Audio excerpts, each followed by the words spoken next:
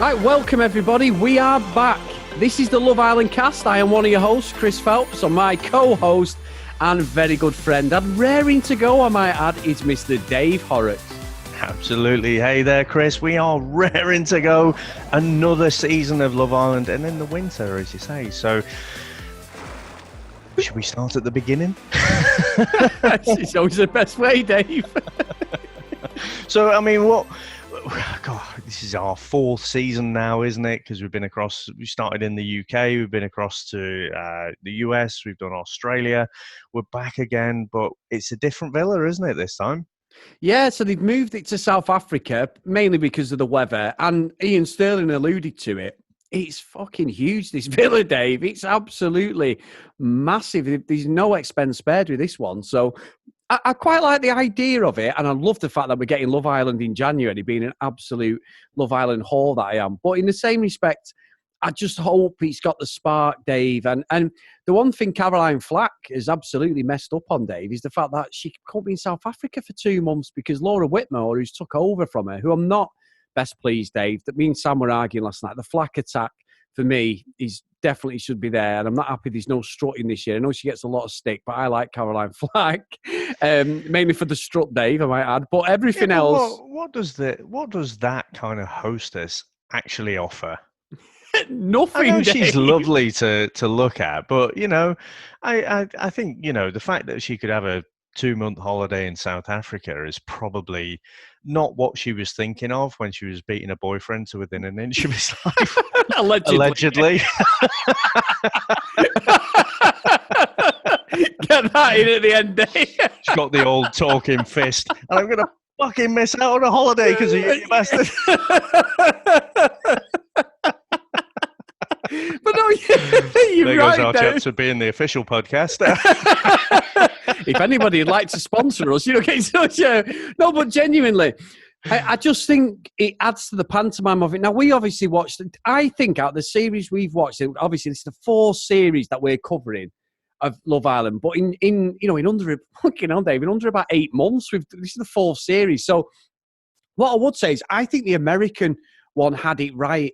They didn't really have a presenter, did they? They just sort of, everything was sort of, the contestants read out who was going and all that, and I think it worked. I mean, Sophie Turner, who does the Australian one, and obviously, if you've not listened to our Australian Love Island podcast, what have you been doing, guys? But also, it is available now in the UK on ITV, so there's no reason for you not to get on it. But if you did want to get on it, then obviously we have got a full series of podcasts to go with that Aussie one. But Genuinely, Sophie Turner's terrible on that. It just comes on. It's like, all right, guys. Amadeus, she's not cockney. That is terrible. Right, lads. Going down the old Vic. Fucking Ray Winston.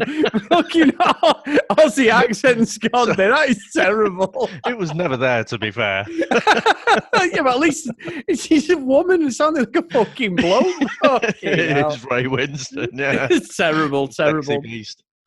But yeah, she offers nothing at all, and the strut and everything. I mean, Caroline Flack, I think she plays up to it there. I'm going to defend Caroline because I think I'm not happy about this Laura Whitmore at the moment. Not because she's done anything wrong, and fair play to her. She's had to jump in literally the last minute to do it. But I just hope it doesn't lose a bit of the spark of the show. I know it sounds daft, but it adds something. I think I'm not seeing what you're seeing. I think it's Ian Sterling with his kind of commentary over the top that adds to it. I think I know what you're getting. There's something kind of there's some kind of charisma with Caroline Flack that probably feels like it was missing tonight. That Australian one, though, I mean, I'm not sure she even watched the show. She seemed surprised by everything that anyone ever said at the couplings and stuff. She's like, oh, right, you two are right, are you? What fucking show have you been watching? Yeah, because you remember when the 2 girls kissed, didn't they? Was it Cassie and... Oh, it's the girl. Yeah, the first same-sex relation, which lasted about... That's a surprise. It lasted about 12 hours, didn't it, really, in Love Island time, because she was on to one of the twins straight away. But I'd never forget it. You're so right. We were sat there, and it was like, they'd alluded to it for 3 days, that Cassie and this girl were going to get together, and they were going to, couple up. Then it came in, she's like... Oh, well, that's a surprise. I'll be Aussie there, Dave. But I reckon. I think that was still Ray Winston. It's a bit of a Joe Mangle there, a bit of the neighbours.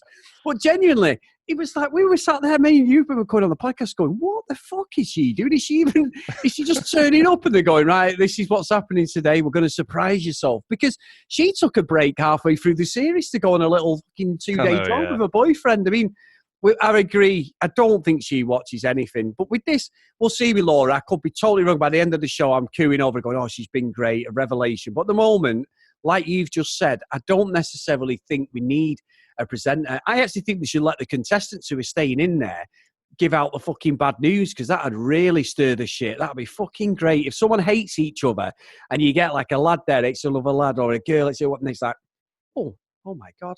You're out. Fuck off. See you. Pack your bags. You know, like that sort. That'd be great TV. Yeah, I'll just send them a fucking text. Oh yeah. I guess the only thing that it does is when Caroline Flack would walk in, you know, you can see the arses drop of everyone. They're like, oh shit, something's going to happen now. So it's less about being a classic sort of presenter and just. It's almost like Pavlov's dogs, isn't it? They just walk in and they're like, "Oh shit, something's going to go down here." Yeah, exactly. And look, it's all the drama of the show, the pantomime of it, isn't it, Dave? Now, Dave, shall we get into a little bit of, not every single one, but a little bit about some of the new contestants that might have caught your eye? Yeah, I mean, it's hard to get grabbed in on episode 1, isn't it? Apart from I'll say the word euphoria. I'm not sure that's the one I mean. But the excitement that Love Island's back. But I was thinking to myself, can they not mix up that introduction a little bit?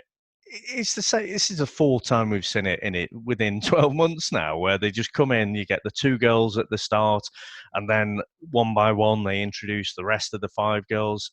The format is identical. I thought they could, they can mix it up a little bit there. But I mean, we started off with Paige and is it Shanice? Shanice Fudge? Shanice, yep. Who thinks she's Princess Jasmine for some reason.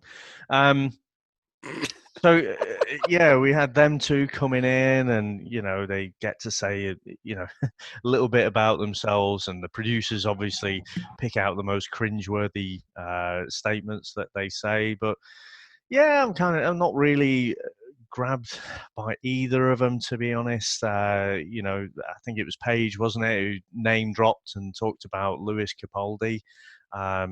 So I don't think any of the boys in there will be too worried about their looks. But yeah, I don't know, just standard stuff, really. I think. Well, Dave, couple of things. Sophie Turner, who's the very pretty mixed race, not Sophie Turner. I've got Sophie Turner on the brain, Dave, Anna from Love Island Australia. Sorry, Sophie Piper's actually the sister of Rochelle Humes, who's married to Marvin. They're always on This Morning. She was out of the Saturdays, what she was out of. But yeah, she's her sister. It's a very pretty girl.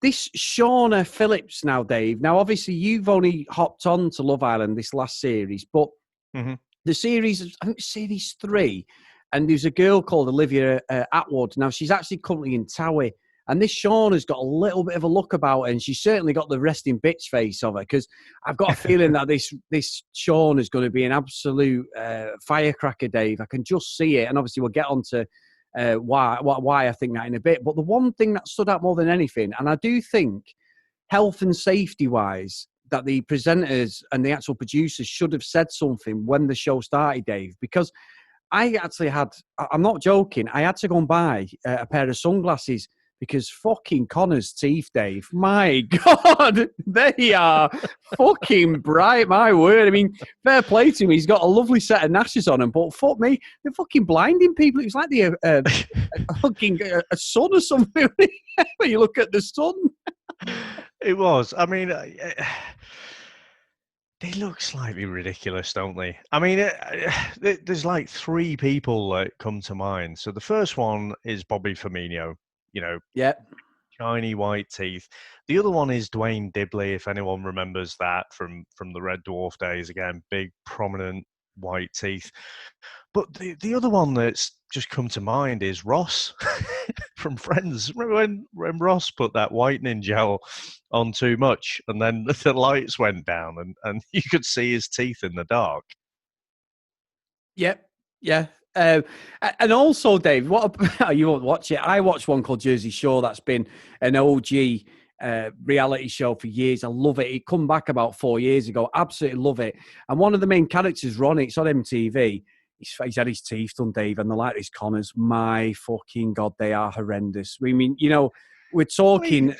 He seems to think. Well, not he seems to think. He said, in his pre-sort of speech, he does quite well out of it. So it obviously works, but I think they're bright white to a comedy level, and Yeah. I don't think his haircut helps him. Again, No. I just look. He seems to be getting plenty of attention from the ladies, so they're obviously seeing something that I'm not. But again, I'll throw out a fourth one. The first person I thought of was Will from the In-Betweeners, old briefcase wanker. So Yeah. I just, he strikes me as he looks a little bit odd, but he's certainly not one of the worst ones that, in terms of getting some attention back from the ladies. I mean, Naz walked in there, didn't he? 23-year-old builder. And as predictable as anything, I mean, you get the first pick, but I don't think, it seems to be rare that someone will step forward for the first bloke, because I don't know if everyone's a bit sort of shy, a bit nervous, don't want to seem a bit too keen. I mean, there was, I think Amy last year, she stepped forward first for Anton, if I remember. But, apart from that, everyone seems to sort of stand back. And so it's a bit predictable that no one has stepped forward for Naz there.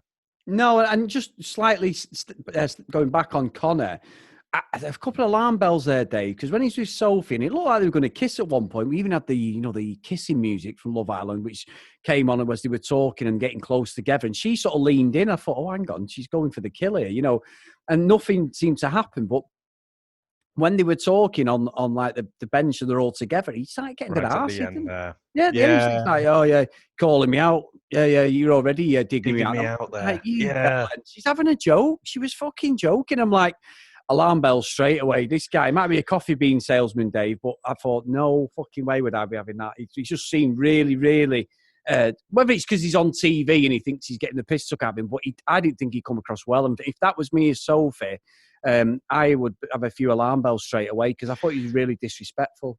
100%. And let's face it, I mean, I started off tonight and I was thinking, you know what, we're not really going to see any of the personalities. Everyone's on their best behavior. And it's really, in the coming weeks that we'll see those kind of layers stripped back, and as people sort of forget the cameras are there. But that was a red flag, that. I mean, think of last year, think of Michael. It took a while for his exterior to kind of drop down and see that, there were some negative bits to his personality. I thought that was straight off the bat from Connor, really quite, controlling. Take a fucking joke, you prick. Yeah, big time. I actually think, no, Dave, the character for the episode who I actually really liked was Mike the copper.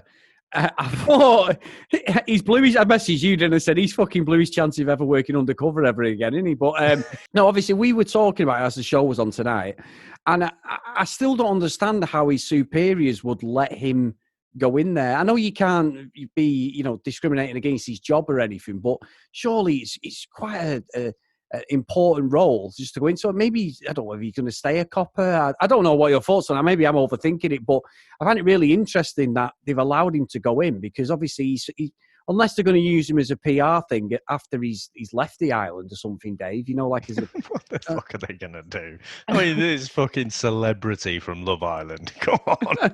The way I look at this, Chris, is if you are a social media, if you like to show your ass on Instagram, if you're something like that, then no one cares. Love Island is all good PR for you. If you've got a normal job, you can't be that good at it. Right? If someone is actually relying on you to perform some kind of function and quite happy for you to go away for 2 months, you're just not very fucking good. Now, the exception to that is that obviously if you're a builder, if you're self-employed or whatever, then you're going to recoup that loss of earnings you'd have thought through the TV, sponsorships and all that. But if you've got, like, say, a services type job like that, it does seem very, very odd. But, so I'm sure he'll be some kind of minor celebrity at the end of this. He does seem quite charismatic, definitely seems like a player. I thought I had to do a double take. I thought he looks like Danny Rose from Spurs, the left back. But he's one to watch. I think he'll flip from person to person a bit, and he quite fancies himself. He's an interesting character to watch for sure. He is, and I'll briefly just go over a couple of people. You've got Callum from Manchester, up my neck of the woods, the scaffolder. He seems to get quite a lot of attention, quite a good-looking lad. This Ollie guy, Dave, obviously we know, if anyone's read social media, I don't think he's going to last very long. I think he may get the biggest landslide of votes ever if he does get put up for vote at some point. I'm not sure. He admitted to the lady, the young girl, the Scottish girl, that he cheated on his first girlfriend, Paige. But I'm not sure about him, Dave. And the fact that he's already boasting about, I'm a landowner, yeah. And 1 minute I could be felling trees, and the next minute I'm like, all right, mate, we don't give a fuck, really, to be honest. I'm not sure. I'm not really sure. He looks a bit like Hunter out of the Gladiators from the 90s who Ulrika went with. But I thought he's a dead ringer for bloody George from last season. I thought he was going to ask what your favourite flavour crisps are. But, I mean, he's Tim Nice but dim, isn't he? To roll out an old reference, just very, very posh. He's a bit different to anything we saw last season. But I mean, let's call it out. I mean, people might not have seen it, but these fucking trophy pictures of him, I just think, you absolute twat, there is probably nothing you can do on screen that will redeem you. So I'm afraid he's in my bad books from day one, Chris. Yeah, and with us, I agree, Dave. I think I'm with you on that. I try and watch it subjectively, but I just can't look at him and think, you're an absolute bellend, you know what I mean? All we need is him to come out and says he's fox hunting, and then he's going to get a fucking trillion fucking votes, Dave. I'm not happy with that at all. At all. I like to wear my slippers with the baby seal fur or something. I don't know. Yeah. So just a bit of a knob. But I tell you what was interesting in terms of him, and because I've seen this pattern evolve a few times now. I think in particular the one that springs to mind is the US Love Island. At that initial coupling, and again, the guys get a pick, but, sometimes the girls are quite vocal in saying, yeah, he's not my type, not really interested. So Paige was definitely not interested in Ollie. And then, they have a bit more of a conversation, and it's like, oh, yeah, could be swung about by this. And then they go off, and this must be over the space of like 48 hours. They go off, Ollie's speaking to another girl. And Paige is like, well, I'm not fucking happy about this. Yeah. It's like, oh, fuck off. You can't fucking have it both ways. You can't just say, oh, yeah, I'm not really interested. And then, not expect him to go off and sort of chat to other people. So, but I've seen that a few times now. It's just interesting, isn't it? Well, yeah, I mean, it makes you laugh on it because the girls, I don't think any of the girls, other than, what's the name? Shauna had said about Callum, the Mancunian lad, the one who was said to be fiery. Yep. She said, didn't she, like her head had gone, she really liked him when the minute she saw him. And she was a bit like standoffish because obviously we get towards the end and we get the two twins coming, don't we? Eva and Grace. Evie and Grace. Evie and Grace. No, it's not. Let me say it again. We get the two twins, Eve and Jess, come in, and obviously we get the full, shebang. They're fully done up. They look stunning. They come down the thing with the champers, the talking. And what I love about Love Island, it's the one thing, and it's a human nature thing, Dave. I'm not going to say and be a dick and say, like, everybody is secure in themselves. No, we all have insecurities. If some, we've been married 20 years, I'm sure if some massive guy comes walking over to Sam to talk to, who's got a six-pack or whatever, and you're in that situation, and even though it's basically anyone who's ever been on Love Island, I'm sure I'd be like, who the fuck's this guy? But on the flip side, I'm sure Sam would be the same, or anybody's relationship, you're still going to be a bit standoffish, like, who the fuck's this? So when they come in, the fact that they've only been together, it makes me laugh so much in Love Island, like the human nature of people. All the girls get defensive, but yet 2 minutes earlier, they're all going, I don't fancy him, mate. Oh, I don't like him. Yeah. Oh, Naz, he's too small. Yeah, I don't like him. I'm like, what the fuck are you getting defensive for then? If you're not bothered with that, you just. But then that'll happen with the lads because when a lad will come in, we saw it with the fucking Neanderthal, didn't we? In the Australian one, Owen.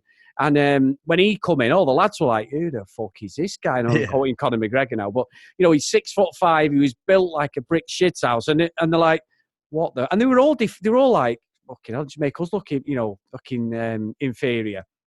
And that's what happens in this. Man, woman, no matter who it is, whoever comes in, it doesn't matter. And now, bear in mind, Dave, we've got the hindsight of watching the Australian one. A lot of the people watching the UK when I listen to this may not have watched the Australian one, but there was twin brothers in there. So this, again, we always say that the other Love Island steal from the UK one, but the UK one have stolen from the Aussie one now. And obviously the two brothers they were, and they caused a bit of a stir, and obviously one of them ended up winning it, didn't he, with his girl at the end. But I don't know about these two. I can't quite work out. And obviously we had a little preview where it looks like they have a bit of we never argue over a boy. Well, I'm pretty sure it looks like you are. But again, you can't tell. You have to look deeper, don't you, than the words that people are saying in these first early episodes, because they say that, and then it's just like, yeah, whatever. It's going to be a matter of time, So maybe in the great wide world you wouldn't fight over someone, but that's because there's not an infinite number of choices, but there's a lot. Now you're cooked up in that villa. It could get interesting. But I think, do you not think they've played this card a little bit early? Maybe if they've got twins there, they could have kept hold of that let those bonds develop a bit stronger, and then throw that into the mix. That's what they did in Australia, wasn't it? Yeah, but I think what makes me pissed though is none of these fuckers are actors.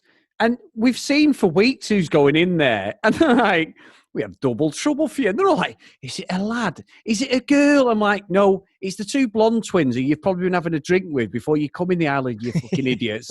Because they've not like Big Brother where they hide everybody.